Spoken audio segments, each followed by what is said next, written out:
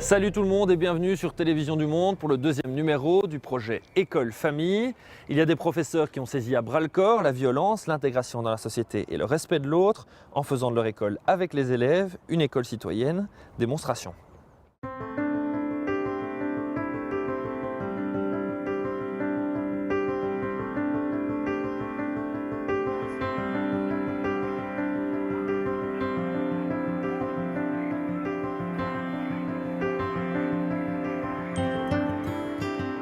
Moi, je suis effectivement persuadé qu'on vit dans l'école secondaire, en tout cas, à notre échelle, des problématiques qui se vivent à plus grande échelle dans la société. Et donc, une de ces problématiques, c'est ce côté massifié, découpé. Les choses ne sont pas faites pour qu'on se croise, qu'on parle ensemble et qu'on vive vraiment ensemble. Et donc, si on se laisse aller dans ce système-là, les profs, quand ils ont fini, ils s'en vont et ils n'ont pas forcément de réunion de travail ensemble. Et les élèves ne se soucient pas de la classe d'à côté, ni de ce qui se passe après dans les cours, et ils s'en vont aussi. Ça devient le bahut. Cette espèce de machine un petit peu froide dans laquelle on passe, qui est un peu cruelle, et où on s'en sort comme on peut, avec le lot de conneries à faire, mais aussi le lot d'amusement, parce que finalement, c'est des bonnes années aussi. Un des enjeux aujourd'hui, c'est d'aller à contre-courant de ça.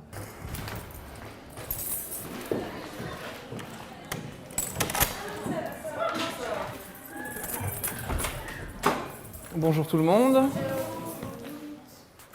Il y a un peu plus de 5 ans, le responsable de la discipline de l'époque faisait un constat en assemblée générale des professeurs et il disait « Nous avons pour le moment un accroissement de la petite violence dans l'école ». Et donc à ce moment-là, on a commencé un processus de réflexion sur comment lutter contre la violence à l'école. Ce que je trouve intéressant dans ce déclencheur, c'est qu'en fait, les principes démocratiques et l'école citoyenne viennent pour répondre à un problème de violence. Mais au départ, la prétention de la citoyenneté de la démocratie, c'est d'être le meilleur système de paix sociale, le meilleur système contre la violence dans une société. Et donc, nous, on y est arrivé finalement par la base. Comment répondre à la violence? Par la citoyenneté. L'école citoyenne, c'est un projet d'école, donc c'est un projet vraiment transversal qui va, d'une manière ou de l'autre, toucher tous les aspects de l'école. On va commencer chaque année par la construction de la loi avec les élèves. Une fois qu'on aura construit les règles de respect, on va essayer d'impliquer les élèves dans la gestion du respect et de les impliquer de manière générale dans la vie de l'école, de les encourager dans des dynamiques citoyennes. Les élèves sont une force motrice très importante du projet.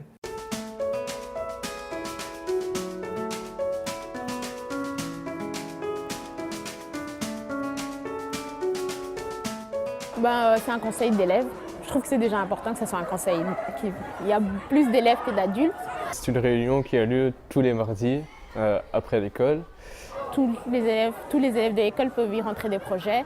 Il y a beaucoup de projets en fait, qui se font, contrairement à d'autres écoles où c'est juste venir à l'école le matin et réussir son année, quoi.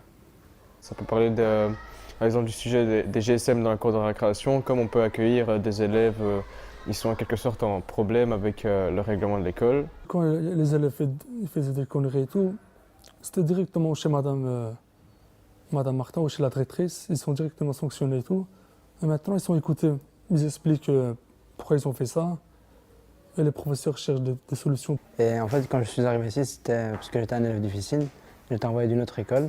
Moi, ce qui m'a vraiment aidé dans le conseil de citoyenneté, c'est pas le fait des réparations ou quoi, mais c'est le fait que ça a pu me garder dans l'école jusqu'au temps où j'ai eu cette certaine maturité, en fait. C'est comme s'il y avait une certaine confiance qu'un jour ou l'autre, j'allais arrêter ce que je faisais. C'est pas vraiment donner une punition, mais c'est de l'écouter et on laisse aussi et l'élève y pense. On va dire réfléchir qu'est-ce qu'il a fait et tout. Au conseil de citoyenneté, on est vraiment libre de donner son avis. Je pense que c'est pour ça qu'on y est. Oui. C'est vraiment pour s'exprimer et exprimer ce que les autres qui ne siègent pas veulent. Je défends des choses, des élèves comme il y en a qui n'osent pas parler avec les professeurs et tout.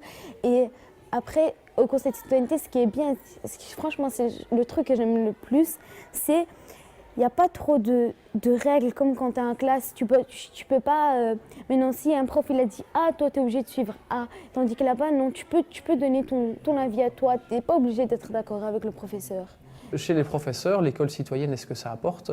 De manière directe, ça apporte des frictions, des besoins comme c'est un projet où on doit travailler en équipe, il faut un peu se frotter pour arriver à mettre du travail d'équipe là où il n'y en avait pas. Au départ, alors que c'était un projet qui avait été décidé en école, Il y a une série de gens qui nous ont dit, mais nous, on n'a pas fort envie d'entrer dedans. Et je leur ai dit, OK, je les ai laissés se mettre en retrait. Et une fois que ça a démarré, ils se sont sentis mis à l'écart. J'aurais dû dire, non, non, vous devriez être avec nous, même si c'est pour nous critiquer, pour critiquer dedans, mais bon, entre nous, parce que ça, c'est vraiment...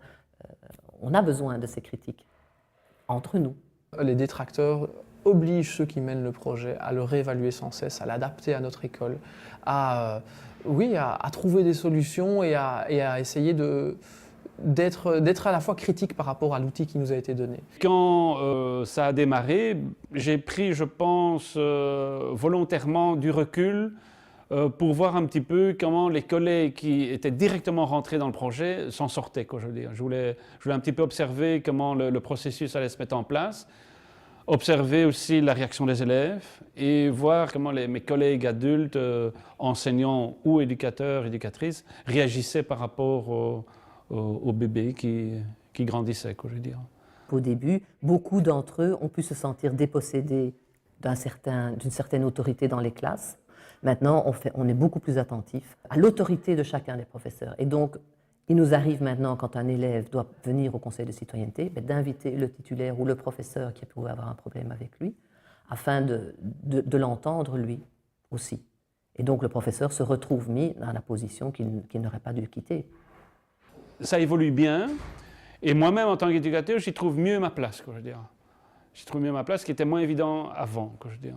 Maintenant, je fais bien le distinguo entre ce qui ressort de l'école citoyenne, de l'école citoyenne, et ce qui ressort beaucoup plus du règlement d'ordre intérieur, quoi, je veux dire. Depuis que je siège au conseil de citoyenneté, donc j'interviens de plus en plus en interpellant parfois l'animateur, ou en rappelant à la directrice que tel ou tel comportement ressort plus du règlement d'ordre intérieur, donc ce qui ne doit pas être débattu normalement au conseil de citoyenneté.